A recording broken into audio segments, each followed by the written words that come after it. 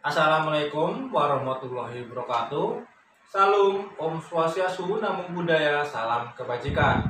Bertemu kembali mata kuliah organisasi pada sesi keempat.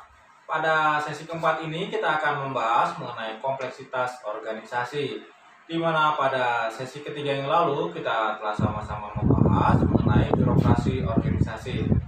Ada 3 topik utama pada sesi keempat yang akan kita bahas. Pertama, kita akan membahas mengenai diferensiasi horizontal. Kedua, diferensiasi vertikal. Ketiga, kita akan membahas mengenai kompleksitas organisasi. Diferensiasi horizontal menunjukkan tingkat perbedaan antar unit organisasi menurut orientasi personel, jenis tugas yang dijalankan, maupun persyaratan pendidikan yang diperlukan untuk menjalankan tugas tersebut.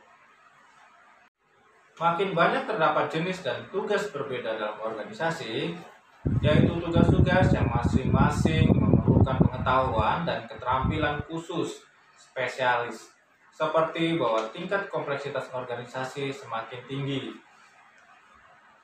Tingkat kompleksitas yang lebih tinggi ini terjadi karena perbedaan orientasi antar unit yang semakin kuat dan akan membuat komunikasi antara anggota organisasi yang berada di unit-unit yang berbeda akan menjadi lebih sulit, dan selanjutnya juga akan membuat manajemen menghadapi kesulitan ataupun hambatan yang lebih besar untuk melakukan koordinasi.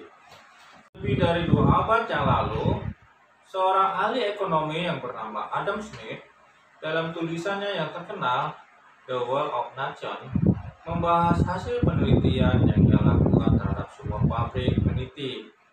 Pengamanannya menunjukkan bahwa 10 pekerja yang masing-masing hanya menangani tugas khusus dalam proses pembuatan peniti ternyata secara keseluruhan mampu menghasilkan 48.000 peniti dalam sehari.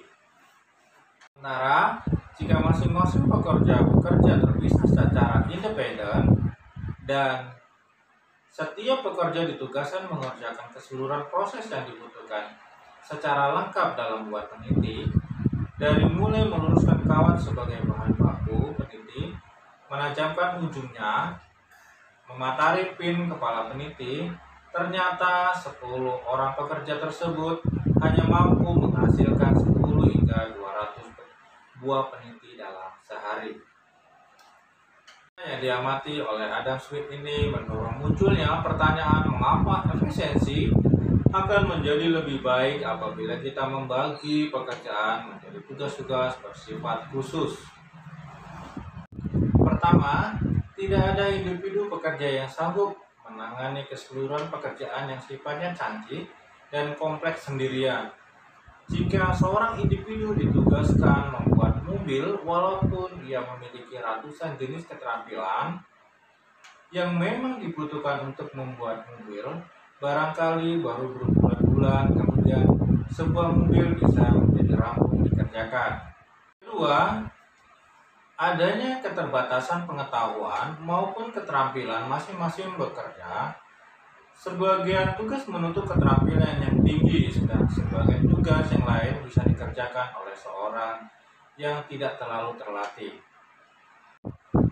Diferensiasi vertikal menggambarkan tingkat kedalaman struktur suatu organisasi atau menunjukkan besarnya jumlah tingkatan hierarki dalam organisasi.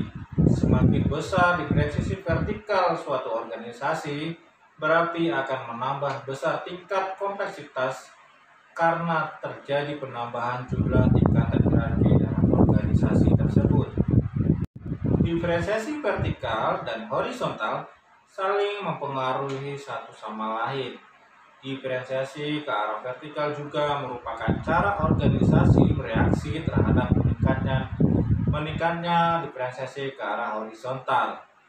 Jika kegiatan dalam sebuah organisasi secara horizontal dibagi-bagi menjadi tugas-tugas yang ukurannya lebih kecil, maka tingkatan kesulitan untuk mengorganisasikan tugas-tugas berukuran kecil itu akan menjadi lebih besar.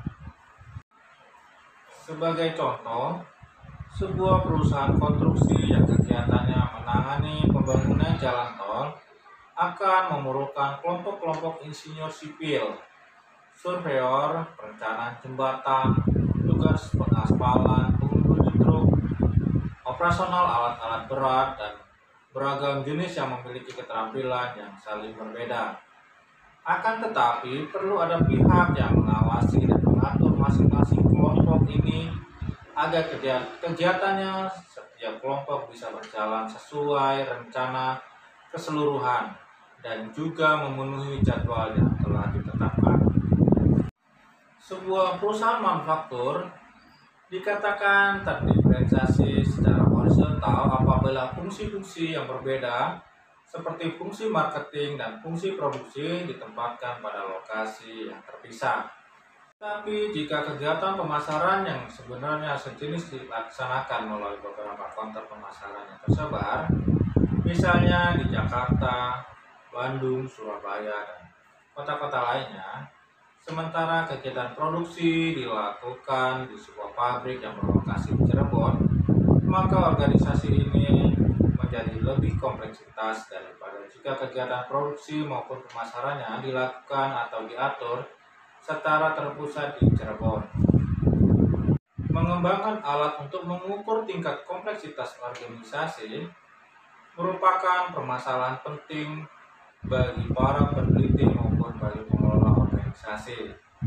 Para pengelola organisasi memerlukan alat pengukuran kompleksitas agar dapat menetapkan bahwa tingkat kompleksitas sebuah organisasi sudah terlalu tinggi sehingga perlu disederhanakan atau memerlukan alat-alat bantu agar tetap memiliki komunikasi internal yang baik dan juga mencapai tingkat koordinasi dan kontrol yang memadai.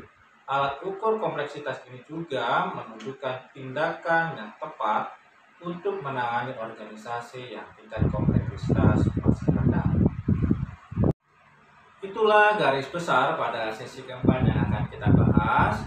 Diharapkan kepada seluruh mahasiswa ataupun Bapak Ibu semuanya untuk berperan aktif pada buku modul yang telah disediakan, baik forum diskusi dan juga tugas. Demikian video sesi keempat ini. Sampai ketemu pada